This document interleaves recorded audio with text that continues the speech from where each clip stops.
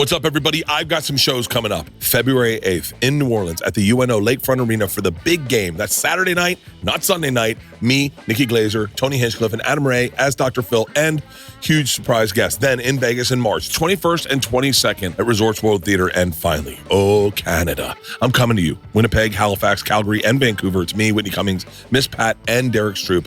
Go to BertBertBert.com for all of them. Didn't I know this about fire stations now? These are eating sushi. Didn't I know that? I thought it was chili. You see firefighters on TV, these is grilling. Bro, these motherfuckers had shrimp fried rice that they made. Like, they're in there. So you did a ride along last night? Yeah. Really? It wasn't supposed to be. I was supposed to just go by and fucking say hello. Then shit got out of hand. With cops or firefighters? Firefighters just out for 2 fucking hours, bro. Are you serious? I'll tell you. I'm ready. Tell me. I'm ready right now. Tell me about it. No, so I went through like the whole back and forth. So I went through the whole back and forth of whether or not to do Jimmy Kimmel. Like it was like the week after the fires. Well, not after, but after when get it under control, we are effectively fighting it now, right? Yeah. And I'm still trying to figure it out. And I go, okay, well, Kimmel's decided not to cancel his show.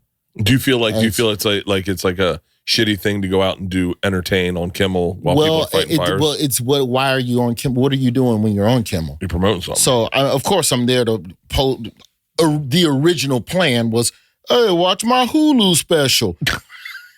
It does seem a little... Correct. Very insensitive, right? But then Kimmel decides not to cancel, and then the A guest is Snoop Dogg. Snoop doesn't cancel. And I go, I bet you Snoop has some support SoCal shit up his sleeve. So if Snoop can go on, then what can I do? How can I, you know what I mean? And I'm like, okay, well, let me just talk to firefighters. So I get to LA the day before. And you in New York now? Yeah, I'm in New York. I've been there the last 10 years. And so I get to LA and I go, well, I need something to wear. Fire stations usually sell a shirt. All right, fuck it. What fire station sells shirts? And I just Google fire stations, Station 16 in Compton. Oh, okay, well, I'll go down there and buy a couple shirts. And then I just want to talk. I just want to help me up because you start talking this misinformation shit, bro, and the conspiracy theories, bro, and the mayor's policies, and like there's so much shit all in the pot. I was talking with Neil Brennan about this shit. Do you feel like the time between tragedy to conspiracy talk has like closed up? Like, remember... It's right on top of each other. Remember 9/11? 9/11 happened. Yeah. And then we were sad. And then we rebuilt. Then you got the documentaries. Then they're like, those towers don't go down on their own. The metal melts at 600 degrees. It was only... But that was 2 years later. That was like a year later. Loose change it didn't come out the same week as 9/11 when the ground zero was still smoldering. So it's so much shit. And I'm just like, man, I'll just go talk to a fucking firefighter. I go down there, buy a shirt. I go down there and talk to him. I get down there. I go and... Also, didn't I know this about fire stations now? These are eating sushi. Didn't I know that? I thought it was chili and burger, like grill. Like, you know, you see firefighters on TV, these is grilling. Bro, these motherfuckers had shrimp fried rice that they made. Like, they're in there. I used to go on the road and stop at fire stations to eat because they were the best food ever. There's one in San Jose. There's one in San Jose that made the best orange sauce I've ever had in my life. They sent me the recipe and I made it. This guy was like a legit chef. Yo, hate on diversity all you want, but that fire station menu be banging. They had a dude from Vietnam in that bitch, and he was singing. Maybe that's the DEI they need, is they bring in just different cultures, not to fight fires, but cook meals. Well, you know, them Southeast Asians, they fuck with that coffee hard. And they were, you want some coffee? I was like, yeah. Oh. I'm thinking this is some quick bullshit in the pot. He leaves. You get a straw this thick. Motherfucker come back 20 minutes later. French press, boba tea. This is not state funded. Y'all are coming out of pocket. So I'm sitting there, we're eating or whatever, and then they get a call. It's a little traffic collision. They go, you want to fucking ride on the rig? Well, fuck yeah, I want to ride on the rig. Yeah. Get on the rig. It's like a minor traffic accident. They don't even get off the truck. And then 4 more calls of fucking like various random fires come in. And while I'm on the rig, they go, oh yeah, by the way, Station 16 is the busiest firehouse in Los Angeles County for fires. You should have put that on the website, bitch. And I'd have picked another station to go buy a t-shirt from. So we're just hopscotching from like tragedy to tragedy. Dumpster fires, railroad, just open fires on a train track, just the most randomest shit. But like in sitting and talking with them, and part of why I wanted to talk with them was because the idea that with everything that's happening with the forest fires in the hills, right? And you have all this manpower in, like, if LA, like all the firefighters in LA proper kind of shift north, they cheat north to help be support for that shit, right? Well, then the people that are left behind are covering a larger area. So you're even more busier than what you were. Yeah. And you're not getting any time to really emotionally recover. There's a ton of first responders that lost their homes and are like living at the fire stations now. And most of them are already on call 24 hours now anyway, to the point where you don't go home. When your shift is over, you still stay here. And then in another day, you work again.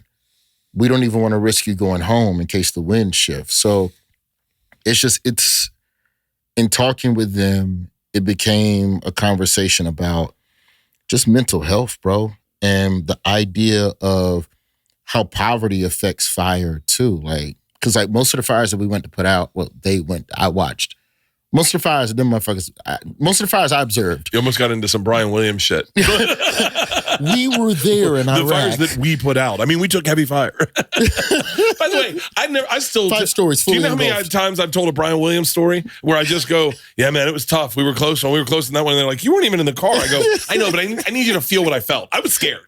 I got one USO story like that with Steve Byrne where we were in a Chinook and then we like landed on a roof in Baghdad. And we like, by the time we got back to America, it was firing at us. They had a lock on us and we fucking jinxed to the right and that fucking missile. So like, but like most of the fires we were putting out were just, homeless people, drug addicts who were trying to get copper wiring, and like copper could be insulated in something or, was it insulation or whatever. So they burn off the insulation off the wiring to just have the wiring because the recycle centers won't take it all the bullshit on it. So a lot of it is just people trying to get money. And you start a dumpster fire to burn all of this copper, to burn the shit off the copper, 3 embers jump off of that dumpster, and you got 2 blocks fully involved. Like, it can happen as quick as that. And that ain't got shit to do with what's happening in Pacific Palisades and Altadena. That's why you don't sign up for the LAFD site. Leanne goes, I'm getting on top of it. She's very civic-minded. She goes, I'm not even, the watch duty, that's one, but I'm going LAFD. And then all of a sudden she's like, holy shit, there's 5 fires. And I go, yeah, there's also fires. There's also like the regular shit. There's regular fires all the time. That doesn't mean it's part of the wildfires. So like a second alarm fire, the response time on that right now is going to take longer. And that's just, and I'm joking, but we were supposed to go out for one run and we were out for like almost 2 hours. And I've had, some of the guys were telling me how they've been on 20-hour runs and never seen the firehouse. You pull up and then the fucking bell goes off and you're gone and it's just hit after hit after hit. And if you're lucky, you get to stop at a fucking Wendy's between calls or some shit. It's a crazy job, bro. It's just a crazy job. The only other fire department I've ever had like any like real in-depth conversations with is back home in Birmingham. In Birmingham, it's a totally different situation because like Birmingham is 70% Black, middle to lower middle class. There's affluent neighborhoods, but for the most part, if you got money in Birmingham, you go to the suburbs. So if you're a firefighter in the hood, most firefighters start in Birmingham City, and then after a year of experience, you're eligible to go to a suburb. It's a 40% pay bump. So why the fuck would I stay here treating overdoses and going extinguishing crack houses and stepping on needles when I can just go do traffic accidents in front of a cheesecake factory? Yeah. It's a much easier fucking pull. So because of that, in Birmingham City, some of the trucks literally don't have enough people. Like they have like 3 men on a truck. It should be 4 or 5. So if you pull up to a dwelling, unless somebody's trapped inside, you're not going in because who's going to come get you? Yeah. If it's 2 men in and it's just one motherfucker out front running the faucet, that's the professional firefighting term. The Righty-tighty. Turn the faucet on. We inside. Need the water. So like 2 in, 2 out. So they would have to like get another firehouse to show up to back them. So the tactics of firefighting are just handcuffed because of the lack of manpower in some cities. And then, I'm not sure if it was LA City or LA County, where they have more men but not enough trucks. There's 100. I mean, here's where conspiracy theory. This is what. So I had a little come to Jesus the other day. I'm on the bus and I'm in a group. I have a diverse group of friends, but they all believe in like.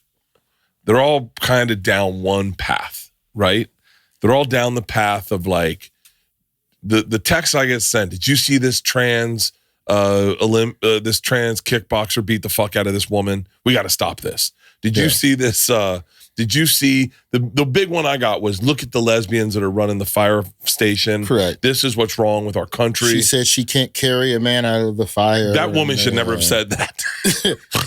That woman fucked up. Turn the faucet off. Come help me carry this motherfucker. That woman fucked up. That was the dumbest thing. Well, listen, I just would say to your husband, he got himself in the wrong place. What the fuck? Say you try your best or drag him or something. Try really hard.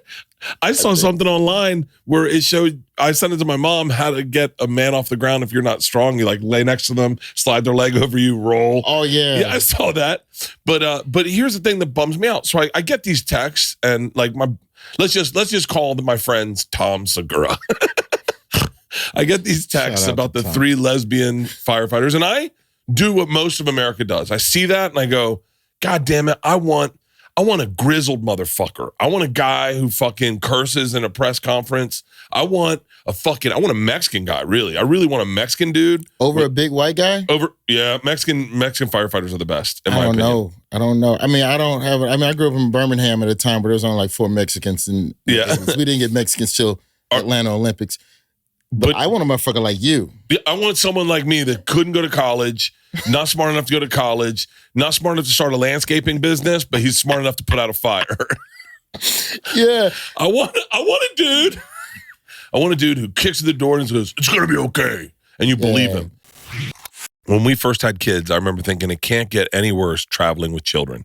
Then I traveled with children to go skiing. Trust me, that is the worst. You got to travel with I travel with my snowboard, my boots, my helmets, my gear. It's such a pain in the ass. And especially if you want to make a couple trips, like Thanksgiving, you go home to see your family and then you guys want to tag on a ski trip.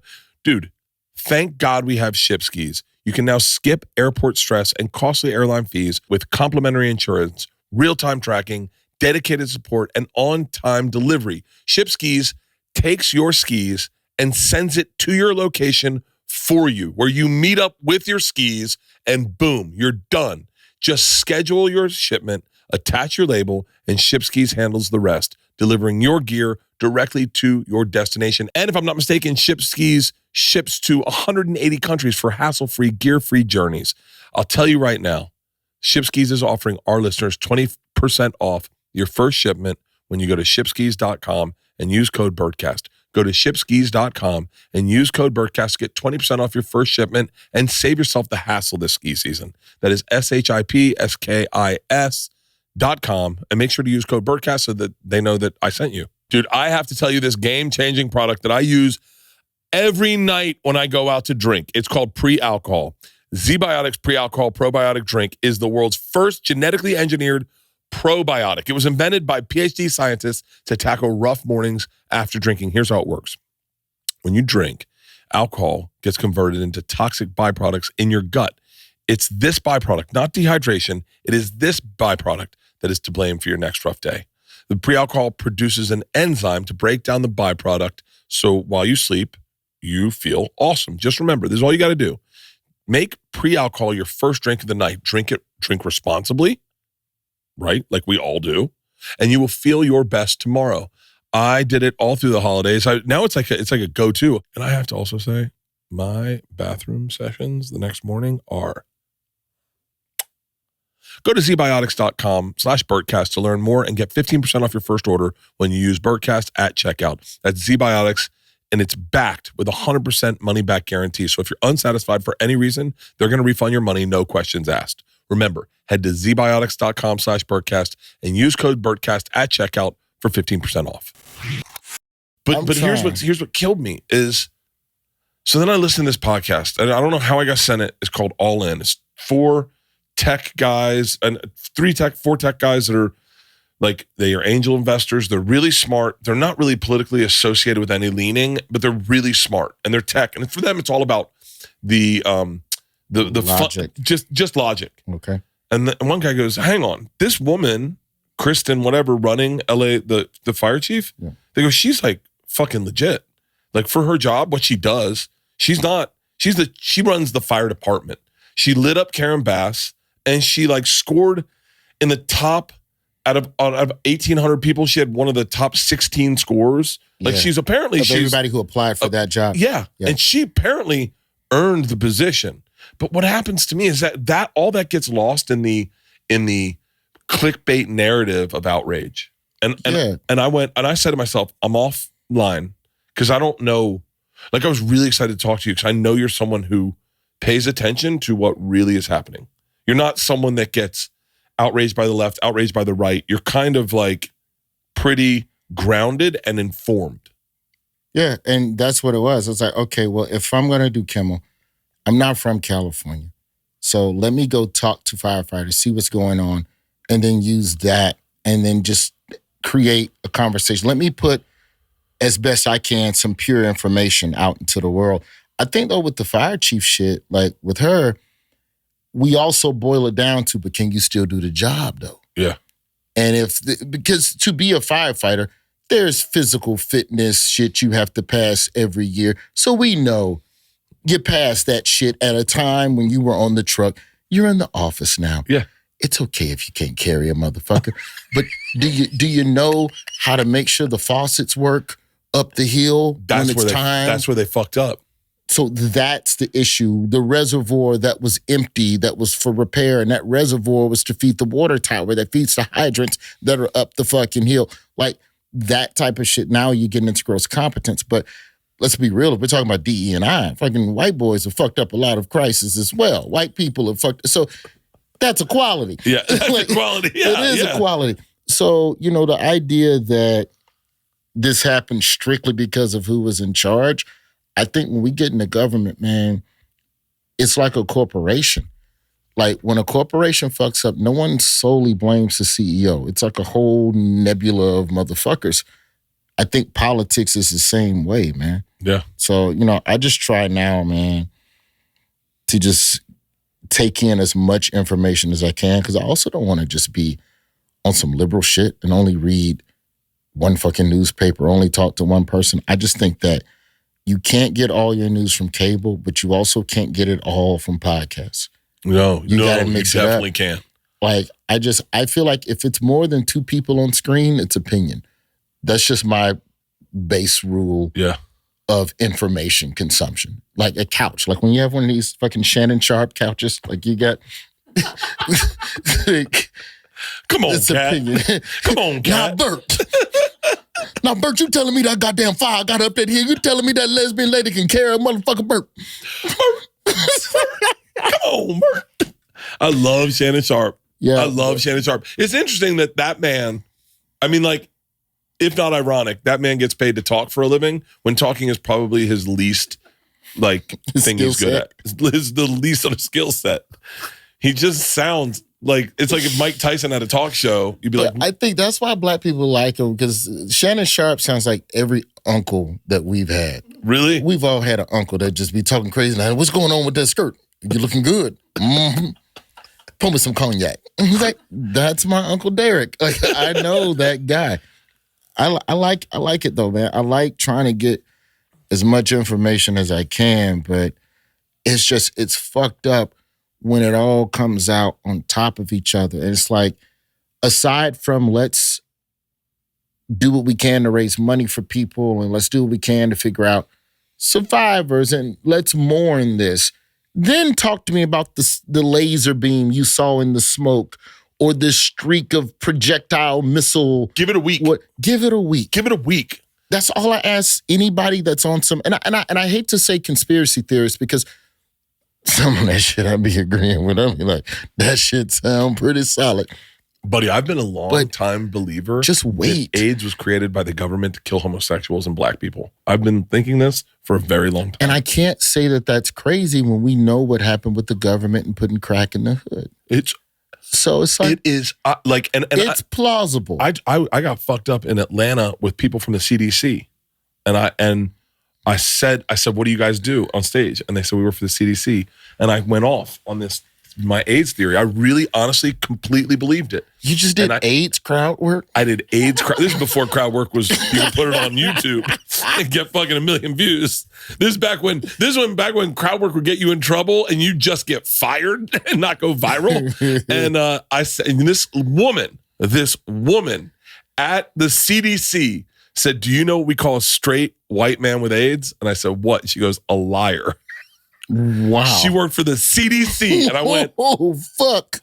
You can't tell me. See, I'm not intelligent enough to sift out information. Because here's the thing. Like, you say, oh, they created AIDS to kill off the gays and the blacks. And I could just go, Bert, that's not reasonable. Yeah. But the CDC headquarters is in Atlanta, where there's a lot of gays and blacks. And I'd be like, shit, man, we got to look into this shit. I got to click a link or two, man. I got to find the information. Also, the bigger problem with conspiracy theories is that, like, y'all motherfuckers are not calm when you be telling the counter narrative. Like, anybody that has something that, hey, I know that you think it's this, but this is what you think it is, they motherfuckers be wired. I'm telling you what the fuck. I can't listen to you like that because psychologically, we have been wired to receive useful information in a calm, regular tone. Yeah. So even if your shit is weird and you're going to go, hey, man, the fires were started by energy weapons that are possible. And I've seen videos of people who have made 3D printed guns with some sort of laser. I don't know if you see. It's the guy that shot the guy that shot the CEO it was a 3D lasered gun. Okay. So motherfuckers say it at a regular decibel so I can process what you're trying to say. But you put the conspiracy theory, you crank it up loud, you're in a weird room, your camera angle is trash. Put some fucking lights up, bitch. If you're going to say some weird shit, your production values. I fucking, man, what is it the itch to like, there is an itch when you see Alex Jones losing his mind about gay frogs or something, and you're like, I can't listen to this.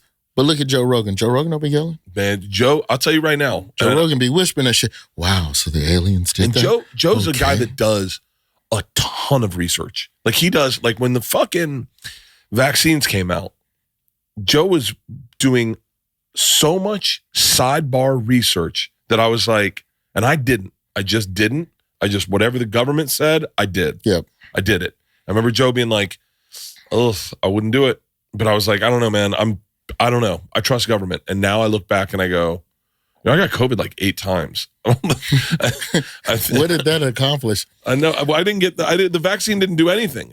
I don't think it did anything. And then I had this card that's had a date from 2021 on it that it was like, oh, you're safe now. I got it once. Bro, I went through an old iPhone trying to find a picture, and you're just swiping through the apps, and I have like the New York City official COVID vac app. So so you don't have to carry your Vax card anymore. You just show your QR code and go, let me into McDonald's, please. Yeah, it's so fucked up that the government mandated us to get a vaccine in order to get into certain establishments. That is wild. So to think that and I got it from Ari. The second the fucking fire started, Ari sent me, this is who started it. And this is day one. And then I start hearing about this EP&G or whatever, PE&G, whatever it is. Yeah. And I'm like, and then you're just like. I think it's all plausible on varying scales of legitimacy, from flat earth all the way down to McDonald's won't fix milkshake machines in black neighborhoods because they don't want black people to have milkshake. Like, hold on, is this a real one? No. Is it wild that that's what I'll get on the hill and die for? Part of why the milkshake machine stayed broken is because it was a proprietary part that McDonald's franchisees had to purchase from McDonald's. So McDonald's basically sold them, you can only make milkshakes in this machine, and when it breaks down, we're going to overcharge you for the parts. And then all the franchisees were like, well, fuck it, we just won't have milkshakes. We'll do McFlurries. And so there's like some government injunction that's come in now where now they can have milkshake machines or whatever they want. But my point is, the conspiracy of the shake machine is broken. Do you know I'm just going to use that information at the most inopportune time? Like, you know, like I had a joke. I had a joke one time that I was like, I should not be allowed to talk to black people because I always fuck it up by trying to relate. And you know I'm going to be talking to some NFL guy at the fucking Super Bowl going, man, I bet you wish you could have milkshakes, huh? And he's like, huh? I was like, you know, where you grew up, you couldn't have milkshakes. But to be fair, nobody can have milkshakes because McDonald's on that bullshit. I just feel like all of this shit is plausible, but just going on, that's what it is. Da-da-da. Like, it's like with the arson, right? Where they go, oh, the fires were arson. Some of the fires were arson. Okay, probably so. Yeah. But hey, man, shit's still burning. Folks evacuating. Folks need donations. So that does not change. Regardless of how you think it started, the immediate need is this. And then a day or two later, you start seeing videos of random motherfuckers getting tackled by Good Samaritans. And so, oh, okay. Yeah. So now, if someone said it's arson and we have found the arsonist, I can't just dismiss on my own bias. I can't just dismiss you going, oh, the laser company burn it all down because half of the people in that neighborhood knew about the secret meeting of the sex room Illuminati butt-naked basketball and would burn it all down. Pedophiles. Yes. So that seems crazy, but it's like, oh man. Do you think that the war on truth that we're in now is gonna like fuck up history? Because I feel like now we're like, as we question everything that is happening, we have also started questioning what has happened. Mm-hmm. And it's like, we're like moon landing was one thing, and then it's okay, well, black people had slaves too. And like, those are like two historical, you just made a face. I didn't know that. Yeah, there were African tribes that enslaved other Africans in Africa. I knew that. I knew that they all came out of Sierra Leone or something. Yeah, that was one of the major ports to get slaves over to America. But the argument, we don't have to go down this fucking road because that's a whole nother fucking avenue. But the idea of African on African enslavement was way different than white on black. Yeah, in terms of the brutality, in terms of whatever. But the idea that we were told slavery was this, and then we went, well, actually, these are the things. There was a Viola Davis movie about the African enslavement, The Woman King. It's about a black woman who went to go rescue the Africans who got kidnapped by the other Africans. And like, what you be watching, man? You don't watch a slave movie every now and then? I don't really watch any of the, like, this sounds horrible, but like any of those Morris Chestnut movies where they like jump the broom or something. You be like the best man in the wood. That's positive black. That's loving basketball. That's good shit. I need my black movies to be like a little exploitive. Like I need like Baby Boy was like one of my favorites. So Black Pain. Belly. I need it to be the thing I need it to be Why you do stereotypical. this like it's just a beautiful, delicious, delectable. I like that black poverty. I need a black director who knows good colors on black skin. Belly's one of my favorite fucking movies ever. Belly's like the fucking sexiest The plot movie. does not stand up. It's beautiful. No, it does not stand up. It looks great. DMX is an amazing actor, and it took him to the moon, and Romeo Must Die, and all of that, and Exit Wounds, Steven Seagal. He had a great career. Those are great. But no, like a lot of the truth that we have been taught has been dissected and nipped at and nibbled at. Moon landing, slavery. I just saw a big one about the moon landing where it was Neil Armstrong saying it never happened. Neil Armstrong himself. Is he the first person? Oh, was it Buzz Aldrin? Buzz Aldrin. Buzz Aldrin was talking about it never happened. And like it was, I think he was an alcoholic. But I feel like Buzz was hating because he didn't get to walk on the moon first. And he was. Maybe. I met him. He was a dick. I could imagine. I met him doing radio and I was buzzed. Were you disappointed? I don't care. Like it's so funny. I just care about like the celebrities that matter to me. Like Snoop was a celebrity I wanted to like me. Like I love Snoop. I love Snoop. Yeah. Shaq, love Shaq. Love Shaq. Bradley Cooper, I'm a fucking huge fan. Like those, like you did Fletch with John Hamm. I'm a big fan of John Hamm's. I think John Hamm's fucking legit. He's cool. I think he's a cool fucking dude. He's a big comedy fan too. He probably knows you. No, I doubt that. But politicians don't care. I'm really trying to change that about myself. Is that I really don't like that I'm 52 and I don't really follow politics at all. Why? It doesn't. I don't think that that's something to be guilty of, or like you need to know every single. But I'm always impressed by a man who does. Like I was talking to my agent the other day. We were in Vegas.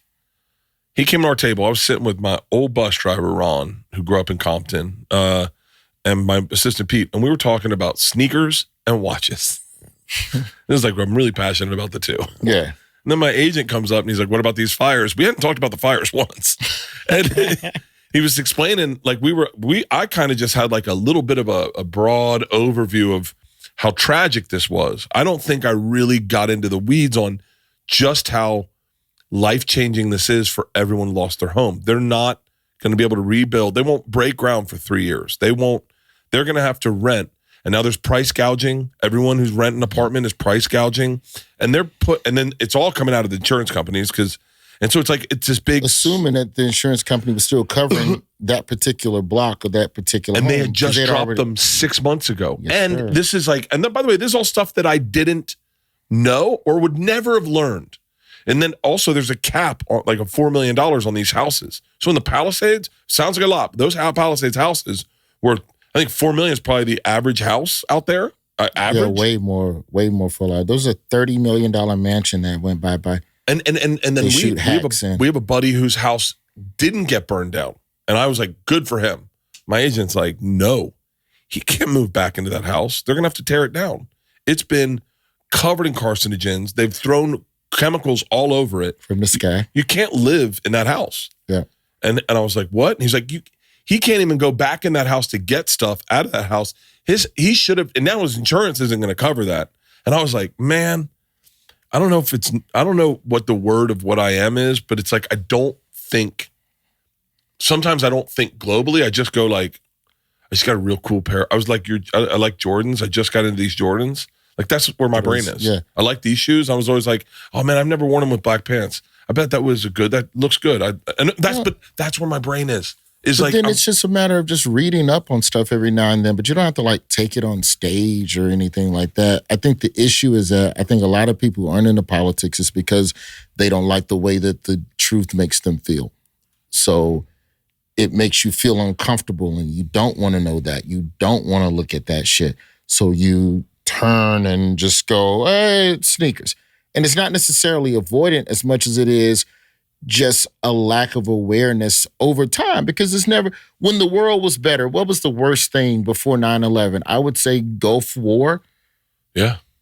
Gulf War. I'd say it goes 9/11, some Al-Qaeda. There was a lot of Al-Qaeda beheading tapes that came after that, which some I watched on purpose, some accidentally, because like I was trying to like bootleg music off of Kazaa and shit. And every now and then when you would bootleg shit off of BearShare, it would be a fucking random Al-Qaeda fucking just wild, traumatic Never seen that type shit.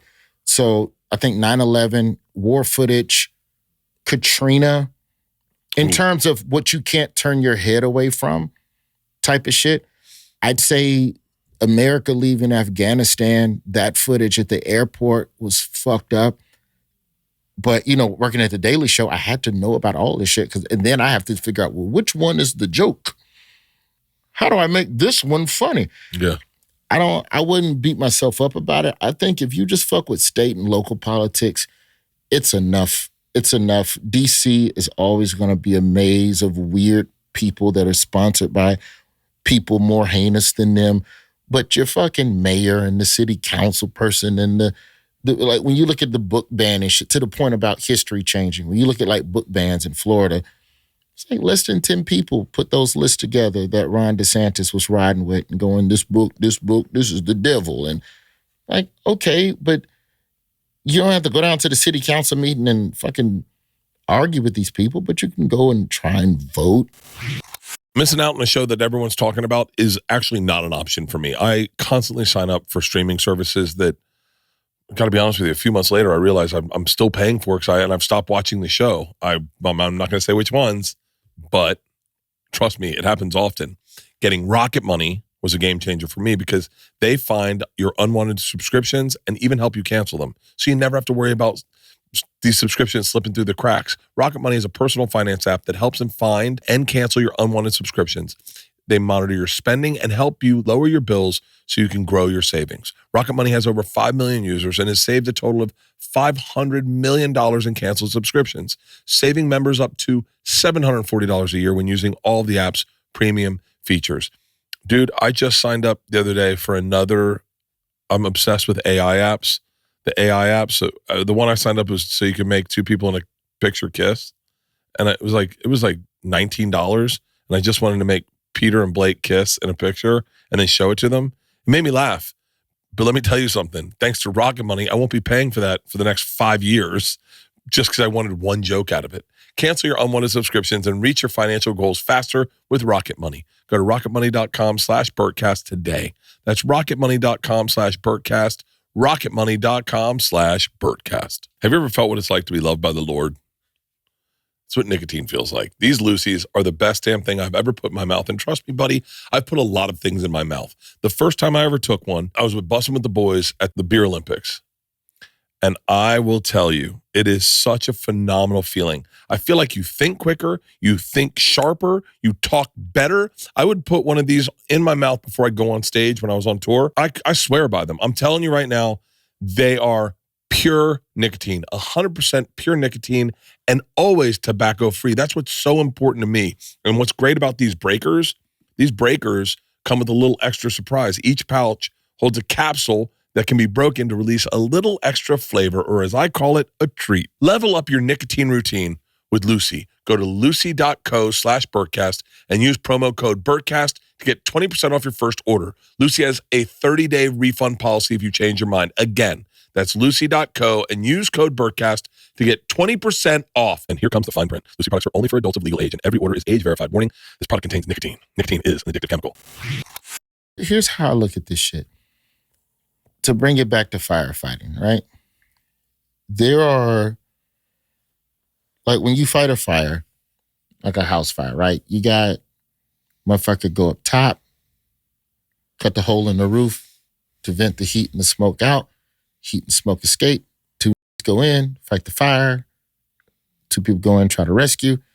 You got another person out back who's running hoses, poking out all the windows. You got 2 more teams with the oxygen ready to go in and relieve the other people. And everyone has a job. And if your job is vent the roof to relieve the pressure, that's how I view comedy. I view stand-up comedians as roofers in a fire. I can't fight this injustice. I don't know how. I've gone to marches and coming up from Birmingham, and my pop's pedigree is civil rights. And he was a journalist, covered all the terrible shit. So a lot of people, especially people down south, assume me to be of the same psychological ilk as my dad, but I have a different approach. I'm just going to try and bring light, bring a camera, and give support to the people that are actually in the house with the hose. Yeah. But me and my joke's going to be up here, hopefully letting some of the steam and the heat out of the room. So don't beat yourself up because you're not down there with a hose that you need to know all of this other shit. I don't want to know it. That's not my job. Worker B, motherfucker, I go get the pollen. You make the honey. I can't help you with that.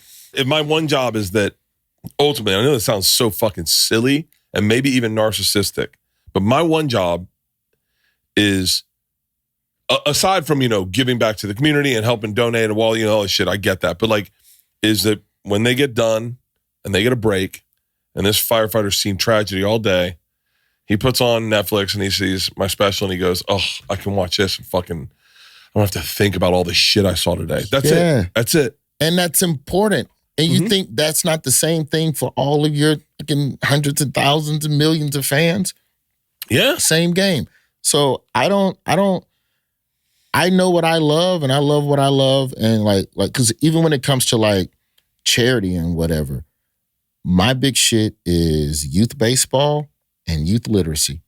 Those are the two things that if you check the tapes on me for the last 20 years, I've donated and showed, like, that's my thing. Yeah.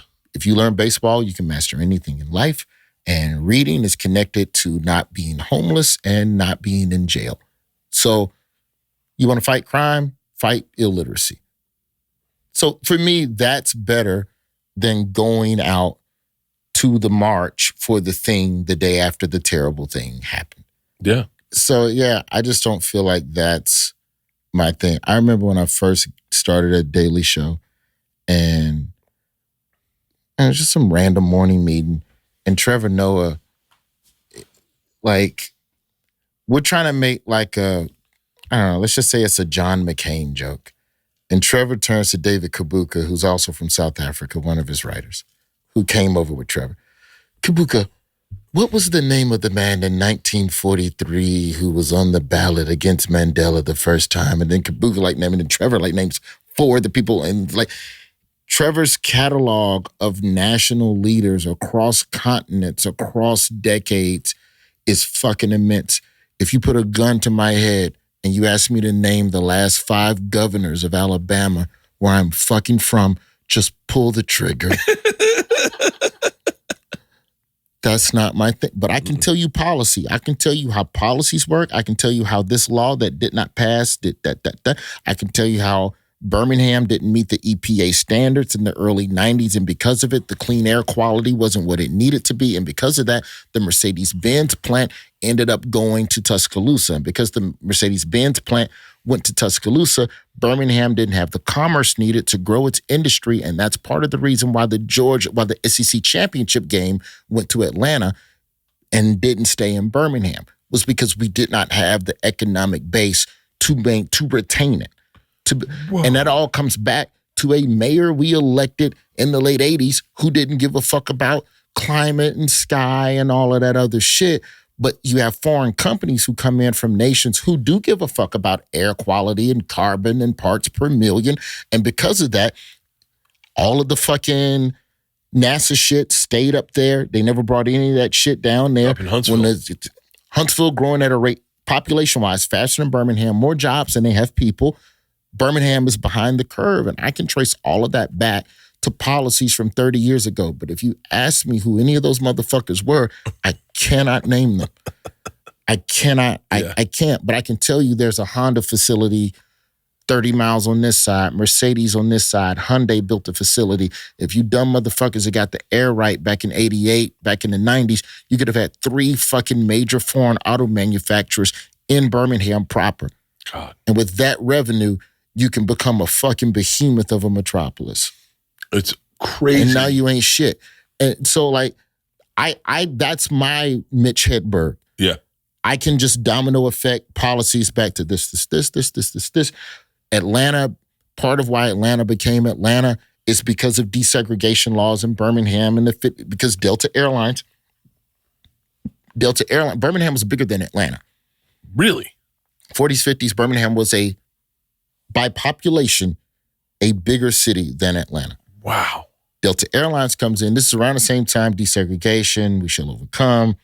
And a guy, Bull Connor, who was like, I don't know, he was the fucking Bill Belichick of segregation. Like, this motherfucker knew how to do it. Fucking 7 rings. He fucked 22-year-olds. Lost his job because he fucked a secretary on the side. And that's part of why desegregation happened, is because Bull Connor had a side chick, and that enraged Christians.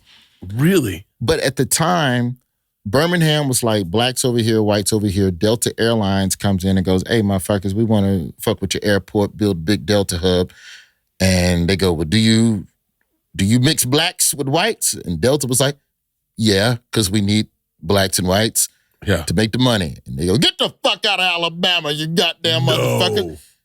This shit is, okay. And they went to Atlanta. I find this fucking fascinating. And I'm not undermining anything else that happened in the city of Atlanta to make Atlanta and the cultural nexus that it is. But Delta Airlines moving over there and creating that fucking economic linchpin, it helped.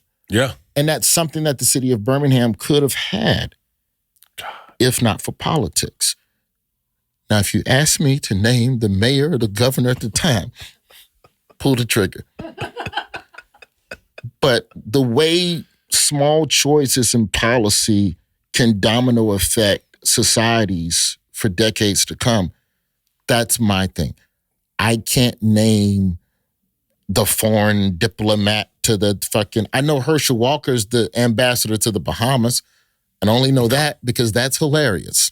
He's the ambassador to the Bahamas? Trump appointed Herschel Walker, Georgia running back Herschel Walker, I don't even know if that's from the Bahamas. I don't think he is. Probably not. I know that. So that's where, like, so that's why I'm more obsessed with policies, because the people change. So I'm not finna sit here and learn all of these I don't have the bandwidth. But if you ask me to name the Cubs starting 9 in 1989, I can do that with ease. Isn't that weird? Baseball. Can I tell you what's crazy about that? I can talk about sports when I was a child, but so we were in doing the NFL for the Netflix thing, and they were like, "Are you a Steelers fan?" And I was like, "No, I'm a Bucks fan." And they're like, do you know anything about the Steelers? And I was like, of course, yeah, I know a lot about the Steelers.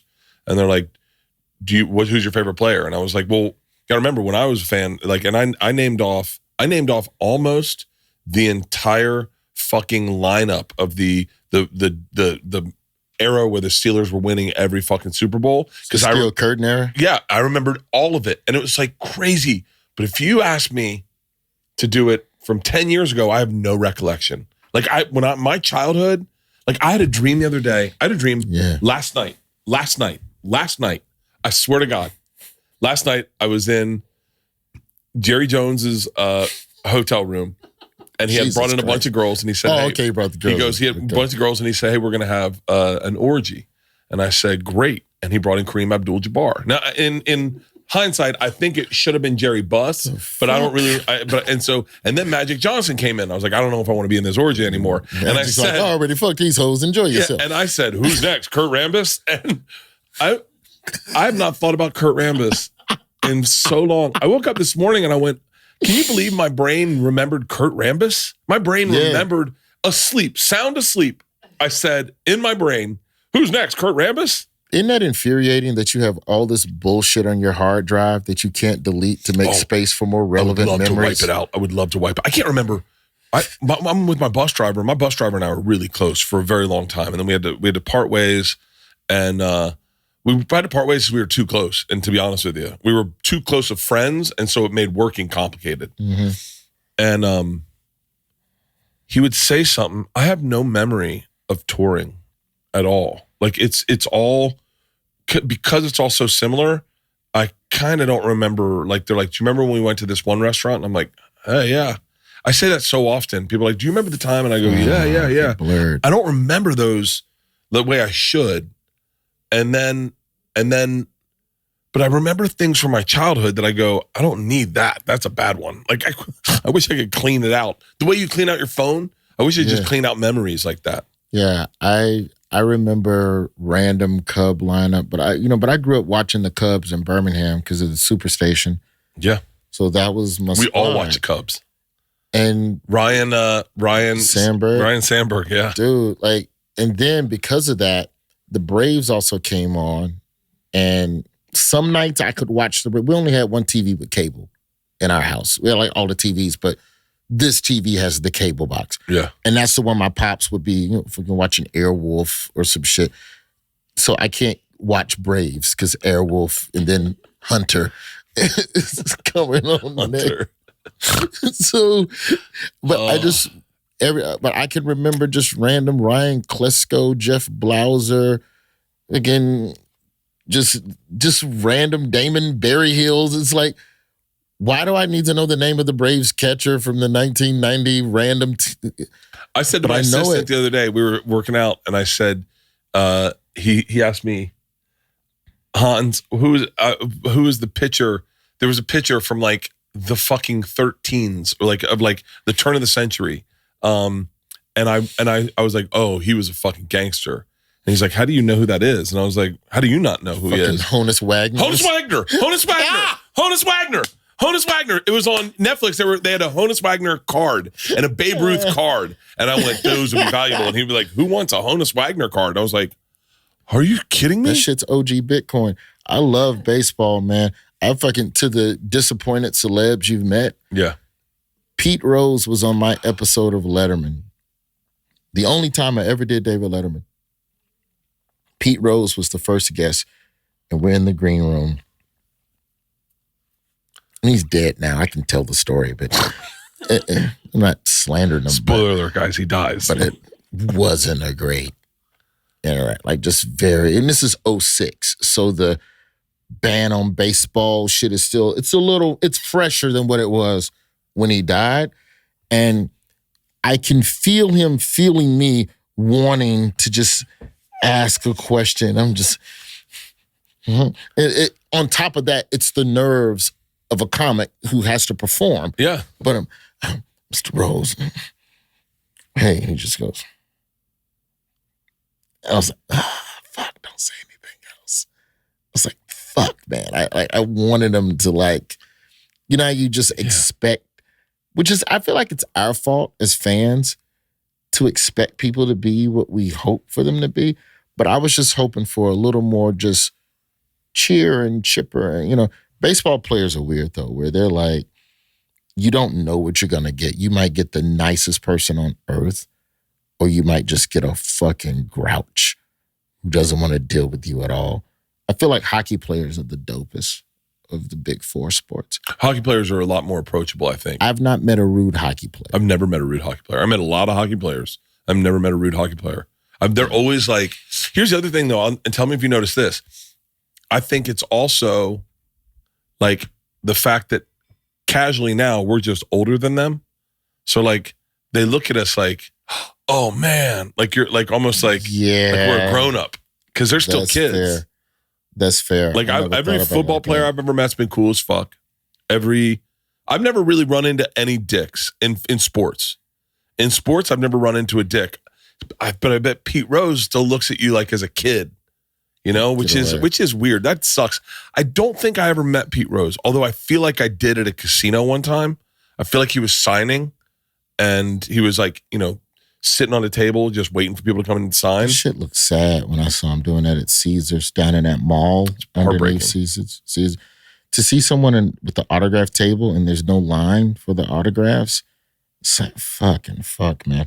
I think reminds me of being an open. Reminds me of doing the road early when you sit with your CDs, and people just walk past and you're like, "Hey, take care." Sitting at the hope you had a good time. Have better sex with Blue Chew. Blue Chew is the original brand offering chewable tablets. These erection-enhancing tablets help men achieve stronger, harder, and longer-lasting erections for sexual activities. Blue Chew is putting its money where its mouth is and offering you a month free. The process is simple. Sign up at BlueChew.com, consult with one of their licensed medical providers, and once you're approved, you'll receive your prescription within days. Blue Chew tablets are made in the USA and prepared and shipped directly to your door. You can take them anytime, day or night, so you can plan ahead or be ready when any opportunity may arise. The best part? It's all done online. That means no visits to the doctor's office, no awkward conversations, and no waiting in line at the pharmacy. Let me tell you something. These things work, and I am killing it in the bedroom. I take them when she's not even around. Just going, let's be ready just in case something happens. That's the best time to take them. Make life easier by getting harder and discover your options at BlueChew.com. And we've got a special deal for our listeners. Try your first month of Blue Chew for free. Visit BlueChew.com for more details and important safety information. And we'd like to thank Blue Chew for sponsoring this podcast. For some, the new year is a clean slate. For others, it's a chance to leave last year's scruff and chaos behind. Enter the Performance Package 5.0 Ultra by Manscaped, your secret weapon for stepping into 2025 sharp, clean, and confident. The Performance Package 5.0 Ultra includes the Lawnmower 5.0 Ultra Groin and Body Hair Trimmer, the Weed Whacker 2.0 Ear and Nose Hair Trimmer, Crop Soother Ball Aftershave Lotion, which I got to be honest with you, is a game changer. Crop Preserver Anti-Chafing Ball Deodorant. Free gifts include Boxers 2.0 Midnight Bravo and the Shed 2.0 Toiletry Bag. I cannot swear enough by Manscaped. They have figured out how to shave your balls perfectly. My balls are so well groomed because of this company. I would never use another product. Get the Performance Package 5.0 Ultra today and experience a shave that is as smooth as you deserve. Get 20% off plus free shipping with the code BERT at manscaped.com. That's 20% off plus free shipping with code BERT at manscaped.com. You know what I've been watching lately on YouTube, bro? And I know this isn't the right ASMR, but it's fascinating. Feral hog hunting with night vision goggles. And I don't know what I clicked that got that shit fucking floating up to the top of my YouTube, but I'm thankful. And I ain't ever seen white boys more happy than to just be riding and just fucking just off-road with a minigun and NVGs just eradicating a sounder of fucking wild pigs that are feral. They are destroying crops. It's a plethora of pigs is called a sounder? That's what I heard. How did I not learn that in college when we talked about fact check chicks? that, but I'm pretty sure a group of pigs is called a sounder and not a herd. That is so... I'm going to use that for such evil. And they ride around at night and they just hunt pigs. Don't let me forget to tell you about sounding. Go ahead. Okay. So these guys, they go out at night in Texas and they've laid bait and all. Some guys trap them live and then take them off to the slaughterhouse. But there's also there's no like hunting season on feral hogs. It's just, if you see one, drop it. If you got a gun, and they're dangerous feel free. as fuck. Oh, they're aggressive, 300 pounds. Bitch, will bite your leg off. Yeah. So I've fallen down a rabbit hole of just white men and too much camouflage and I've just never seen pure, that in the X Games. This is the only time with just happiness on the face of a white man where it's just like, that's probably a good motherfucker right there. Dude, I want to go on a hunt. Dude, let's go with Rogan. I think I'm ready to shoot a feral hog. I don't know with Rogan yet. That's baby steps. Rogan gonna have a big gun with too much recoil. No. He's all about bow hunting. I just got a bow from Cam Hayes. No, I want a minigun. I want to go with these guys on the YouTube channel.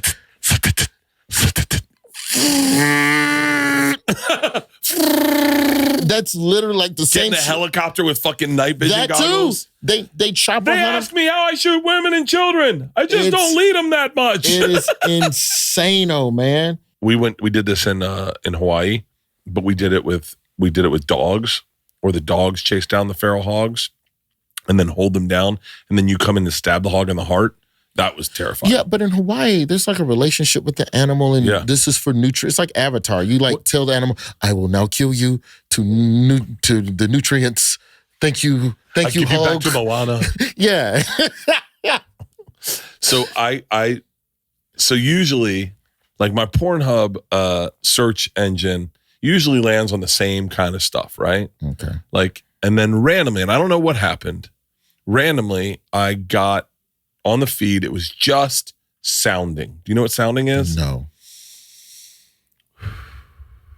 It is, and I only know this because it was offered to me one time when I was a dominatrix gimp for Hurt Bert. It is where they put steel rods in your urethra, and all the feed was sounding. And I was like, wait, what did I do? I couldn't figure out why, for no reason at all.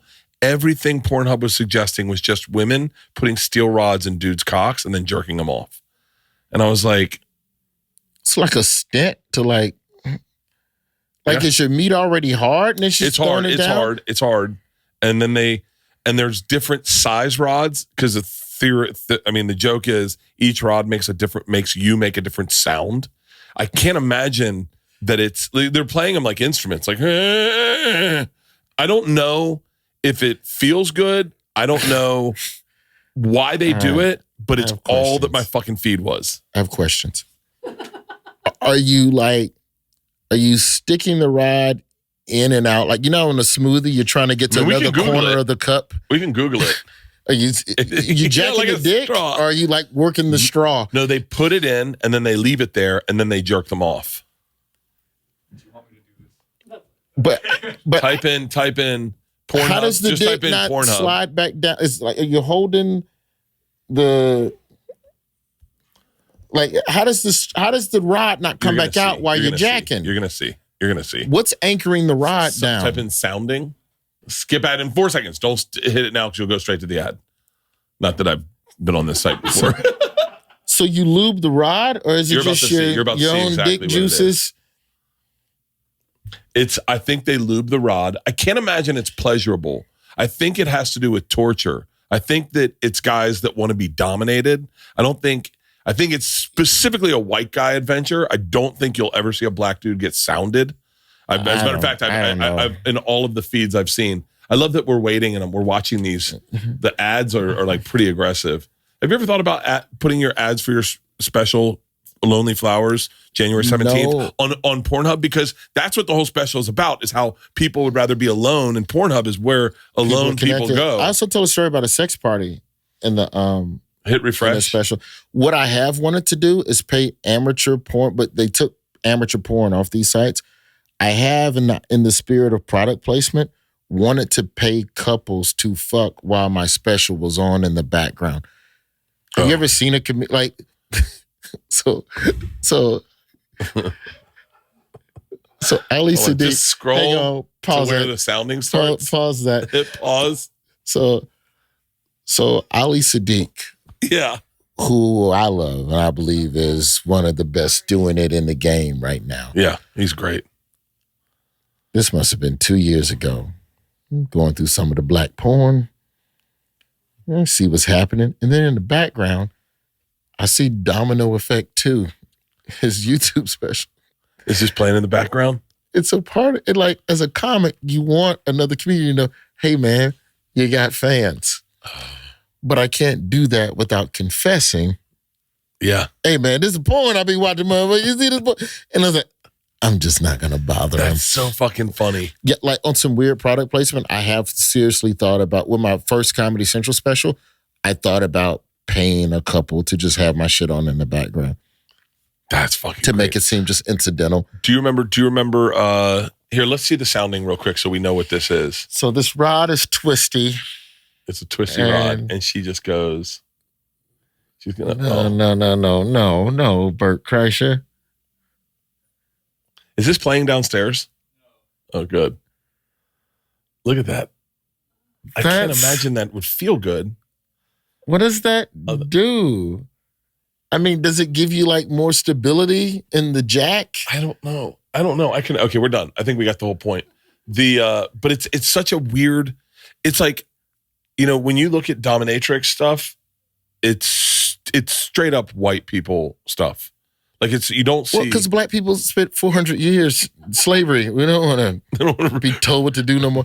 It's amazing. It's amazing. If you type in slave on YouTube, all you'll see is white dudes. White dudes who look like computer programmers in like a leather, like a latex mask, tied up, Yeah, I mean, I'm not knocking the kinks, but the kinks have gotten more and more interesting as the technology and the creativity of the human mind have expanded. Because I just remember it was just very simple. It was just a pocket pussy or a fleshlight, and now there's like full mold. Like, I just think that a lot of like women now have the Rose vibrator thing, which as a man you cannot compete with. It will demolish your clitoris. The womanizer is one. There's one called the womanizer that Nikki Glaser swears by, and is like, a guy can't compete with it.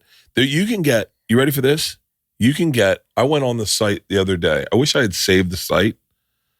You can get a full robotic woman, like a sex doll woman. You can pick her hair color, her eye color, her boob size, her butt size. You can have a vibrator in her vagina and in her mouth and in her asshole, and type in. And you can customize the mold. You can customize everything, and it's $3,000. And then you get a person that's just like this in your house, and you watch. I saw the thing, an ad. There was an ad on YouTube or on Instagram for them. I went to the site. I built my chick. It was $3,400. She looked just like my wife. I was like going to creep my wife out, buy it, and be like, for when you're not here. And then I was like, wait, there's got to be Pornhub of a dude fucking his sex doll, and then you watched dudes fucking sex dolls, and it's so creepy because they don't move. They're like this. So it just looks like a sad fucking molestation type situation. That's them. Look at this. You can build them. And they look. That shit's all creepy. I ain't fuck with dolls since Fraggle Rock, though. I don't like no fake, weird Chucky doll. Chucky, Fraggle Rock, Gremlins, Child's Play. Those three cemented my I don't fuck with doll, figurine, none of that shit. And then there was Tales from the Hood where the little slave figures were chasing down a white man on a plantation. Like, I don't like none of that shit. Like, if I'm in a room with, like, I'll make the doll face the wall, like Annabelle. Like, I don't. Do you remember the one when we were kids? Shit, it was the ventriloquist dummy who would come to life. Oh, fuck off, bro! I opened for a ventriloquist who brought the dummy with us to. I was driving. I was the feature act. We're doing it was like a Comedy Zone run. Yeah, and a different city every day, and a 3-hour drive, hopscotching.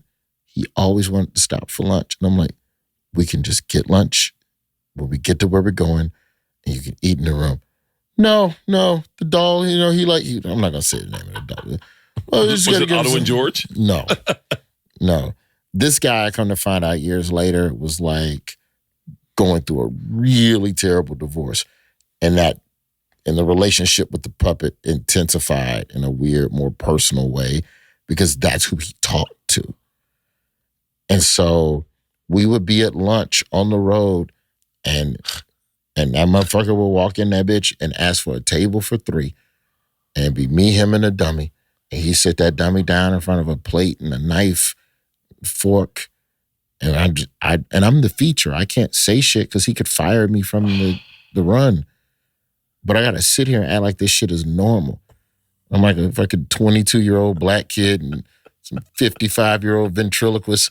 The waitress is making eye contact with you like, what the fuck? You're like, in the middle of fucking Prestonsburg, Kentucky for comedy out in coal country in eastern Kentucky. Isn't it crazy all the people you worked with that you would invest in? You would invest in because you didn't know any better. Yeah. And now you look back and you're like, he can teach me the ways. I will study him every night if he would learn. I remember one guy being like, I'm doing a run out in like Minnesota. It's a good run. I've done it before. I should bring you to open for me. And I remember being like, please. And now I'm so glad that never happened. I shout out to the homie Rick Wright. He's a San Francisco comic. I don't know where he is or what he's doing now, but I had to drive. He flew out east to do road work, had no car, calls me a week ahead. Hey, man, you're in Birmingham. Can you pick me up in Atlanta? And we drive to all the gigs. I go, cool. Pick him up from the airport. We're in the car 20 minutes. We get pulled over, pulled out the car gunpoint by Georgia State Troopers. Rick White is quiet the rest of the fucking week in the car. And I also feel like it was his first time in the South. Is he black or white? White. In San Francisco, white too. Guitar, nice. San Francisco white. He had a guitar. That's in San Francisco white. The state trooper pulls me over for speeding, and I won't pull over right away because there's a bunch of shit on the shoulder. I'm not going to tear up my car and get a flat tire and a ticket, so fuck you. Yeah. I'm slowing down to 30, and then I'll pull over when there's a clearing, and his state trooper did not like that.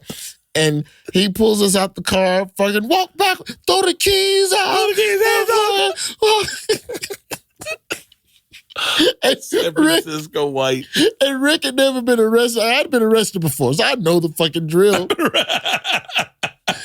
And Rick get out that bitch, and he just goes, I'm Rick Wright. He's like, they didn't ask you your fucking name. Rick Wright. Oh.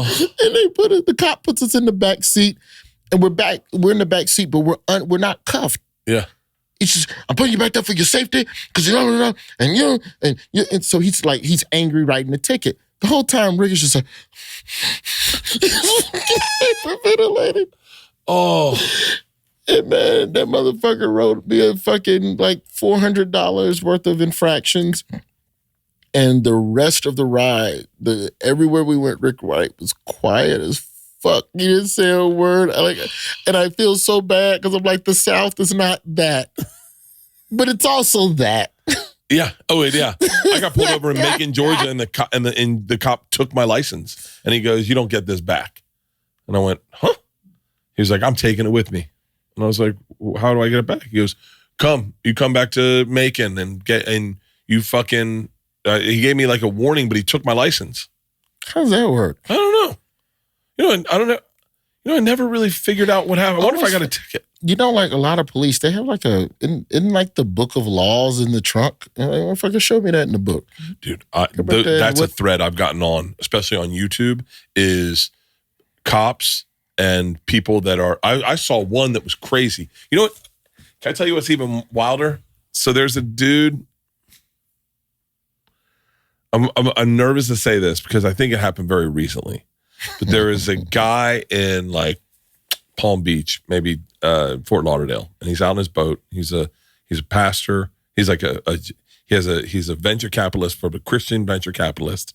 He works really with his family. He's got another thing, and this cop pulls him over in a boat, and they think he's drunk and on drugs. Guy's never had a drug or drink in his life. And it's one of these things where you can see that I think the cop made a judgment call initially, made a few judgment calls, and then probably realized he was wrong halfway through, but he had already kind of like started the process. And now there's a contentiousness between the two of them, and the family, and the wife's filming it, and the kids are crying. And this guy, the pastor, the VC Christian guy, he does have a creepy look on his face. Like he does have a weird druggy look on his face, like this. Right? And so I'm watching it, and then you get a little outraged at the injustice of the person getting arrested when they were on no drugs. They took him. By the time they got him over to the cop car, Ron DeSantis had called, Jeb Bush had called the chief officer. And so immediately the cop's like, I fucked up. This is bad. This is going to be really bad. But now he's a little bit in his feelings of like, no, I'm doing my job right. I'm doing my job right. It's just a cop. You gotta it's a cop wielding his power a little weird.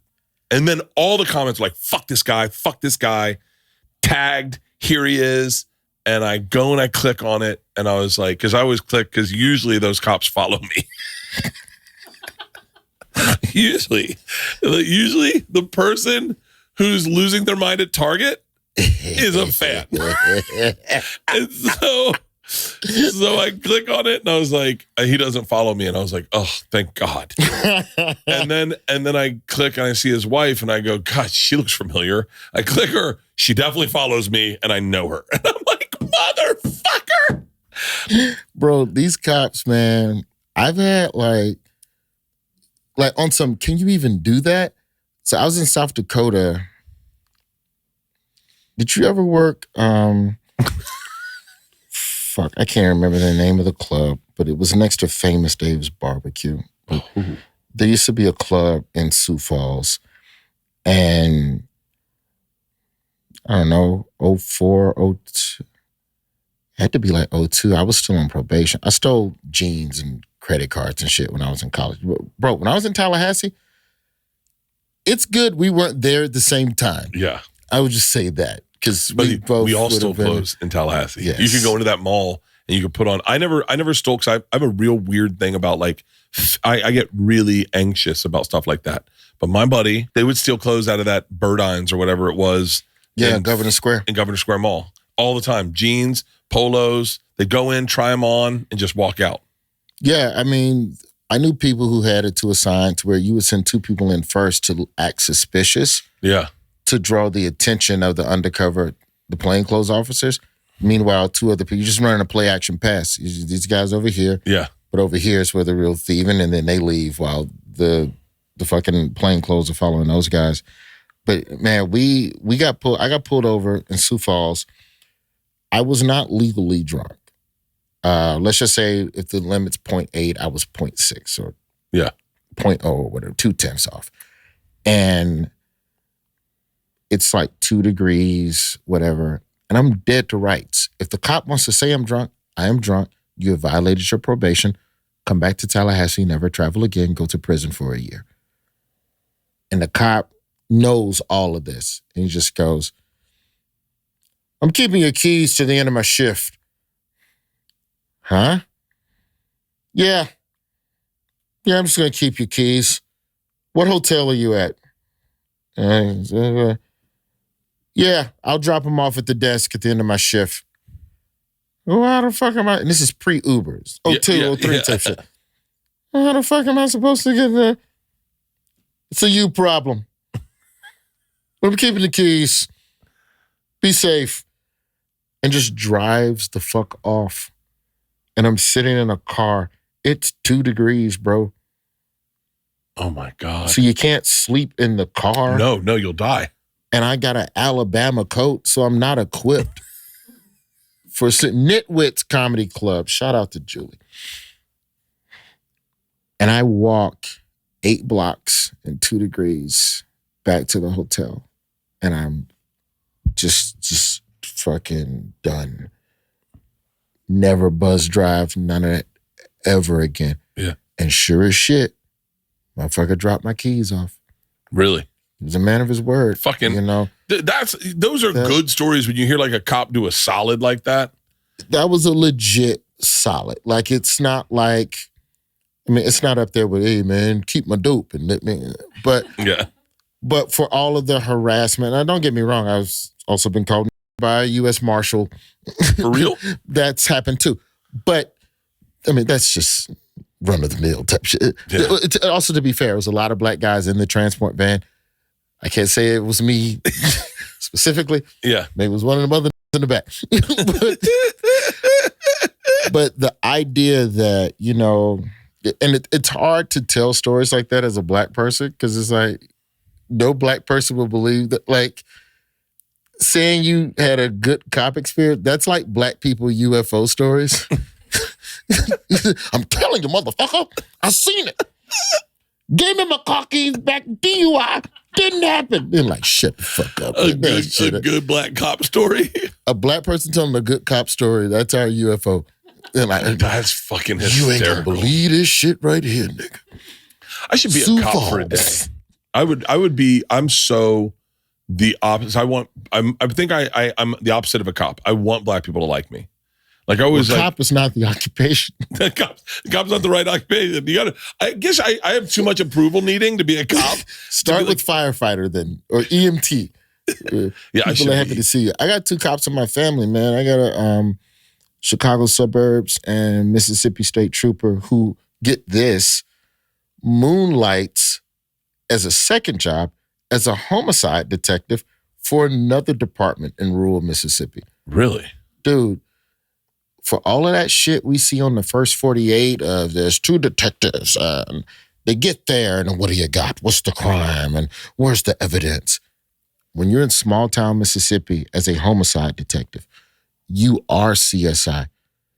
You are the canvassers. Like when the officers come back and go, I just canvassed 2 residents. They say they saw a fucking Corvette.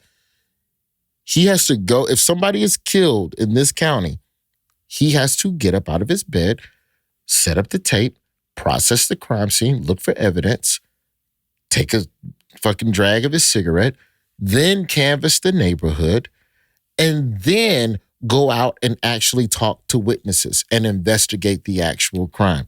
Jesus. It's fucking like on some underfunded law enforcement shit. If you want to get away with murder, kill a motherfucker in a small town, bro. Wow. Like the idea that he has to process he does the finger. There's no lab. It's you. Did you pull the fingerprint check? Within motherfucker, there ain't no prints.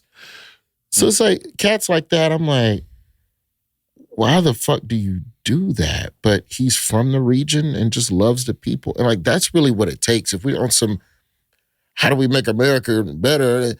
It takes people taking care of their little corner of the country. So funny today, I thought to myself, I was like, what if I just went out and started like cleaning up debris on my block? Because there's so much shit from the winds, knocked down trees. And then I got caught, and I was like not caught in. I got caught up in the idea of like, there's a big tree that fell, and I was like, what can I make out of that? I'm always slow to move on charity now. Like the last 5 to 8 years, I'm very slow. I'm not going to help, but let me see exactly where I could focus my attentions. It's like, okay, you can get in a rush to donate a bunch of money. You can click on the GoFundMe's. Oh, damn, word. None of the first responders have a home. And okay, well, maybe that's interesting. Let's put a pin in that. And that's happening. Okay. The teachers who have to teach the kids have no supplies because all the supplies burn up. Well, everybody's donating clothes, but they're not donating laptops. They're not. Let's put a pin in that one. Let's see if that one is something that's like, because that was something that was happening in Alabama during COVID, was for all of the homeschooling shit. There's no real Wi-Fi infrastructure in a lot of rural parts of the state. Yeah. So they had to send school buses with Wi-Fi hotspots sitting in them so families could drive up in their car and basically treat it like a coffee shop and download their homework and then turn around and drive back home. Well, that internet coverage costs money. Donate to that.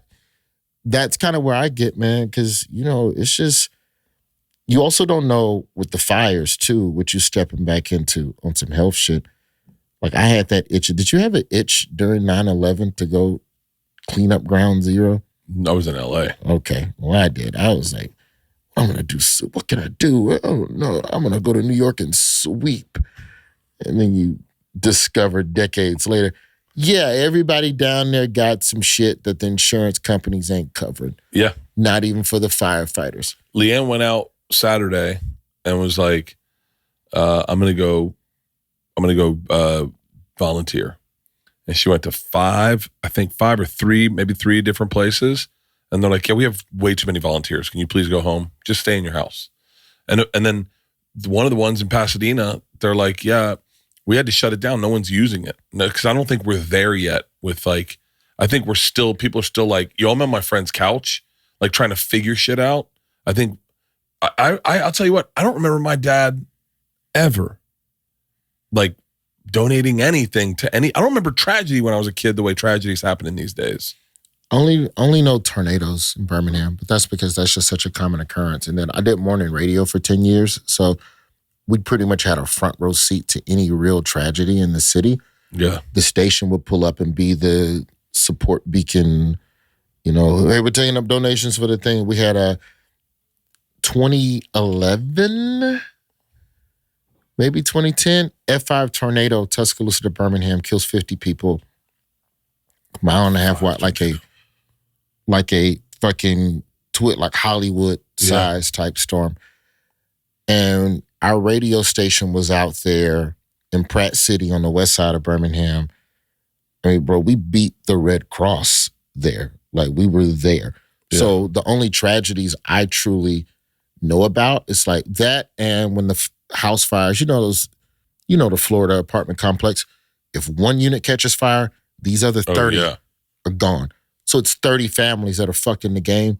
So the radio station we would set up there in Birmingham, Alabama as a whole really is community driven, where like it could be an elected official, it could be dope boys, and they'll pull up and just water cabular cocaine. I mean, brush the cocaine up, but they would pull up and just donate money, donate stuff. So the idea of people coming together, it's beautiful. But I wonder sometimes though, like to the point of like too many volunteers, I think that you're at home and you feel guilty. There's a survivor's remorse. Yeah. And you want to do something. And because otherwise you're going to feel that negative, why me and not them? Exactly. So let me do something. So then you rush to donate, but the infrastructure isn't there yet. We haven't effectively figured out where the help is needed. I mean, of course, there's short-term stuff, but seems like the prettiest houses are the most dangerous ones to live in. Yeah. You know, like you look at Tampa. Tampa, all the people have beautiful houses on the water, all down Bayshore flooded, houses destroyed, all on Davis Island, houses destroyed. And then you look at the Palisades in Malibu, fucking all destroyed. Like, it's just, I loved the hills. And I remember when I was like, we should live in the hills. And Leanne was like, one way in, one way out. I'm not doing that shit.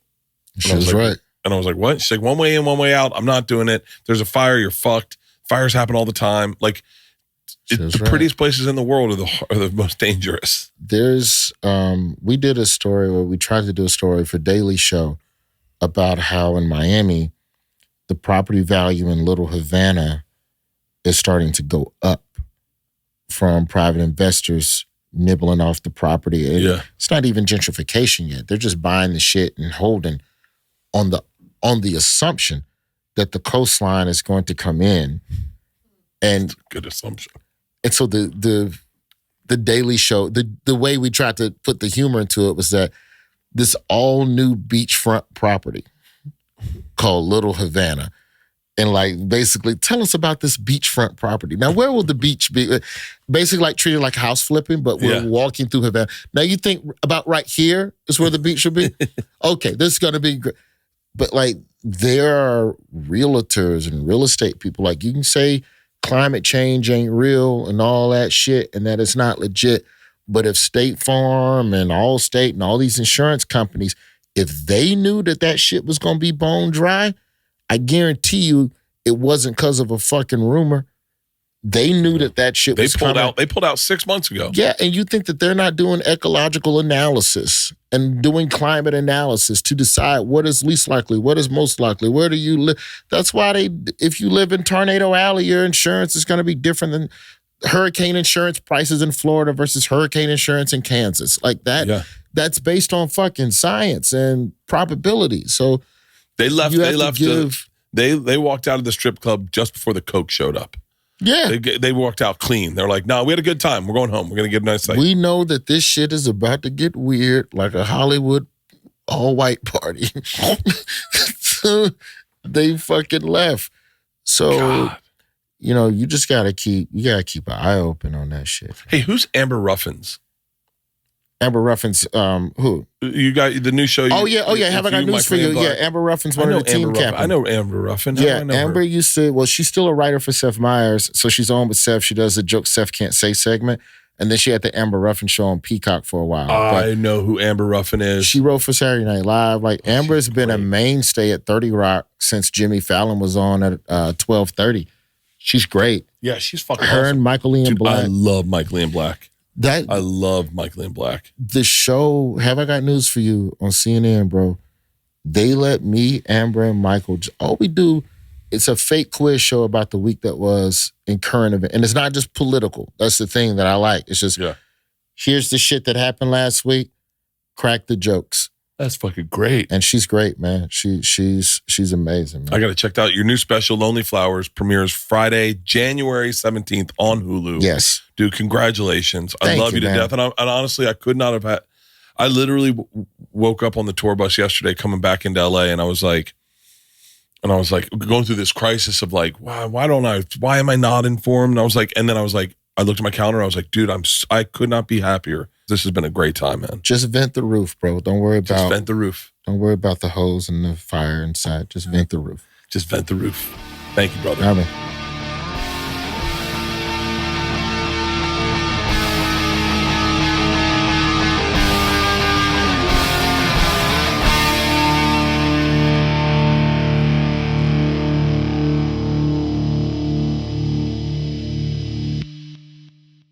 This episode was brought to you by The Machine.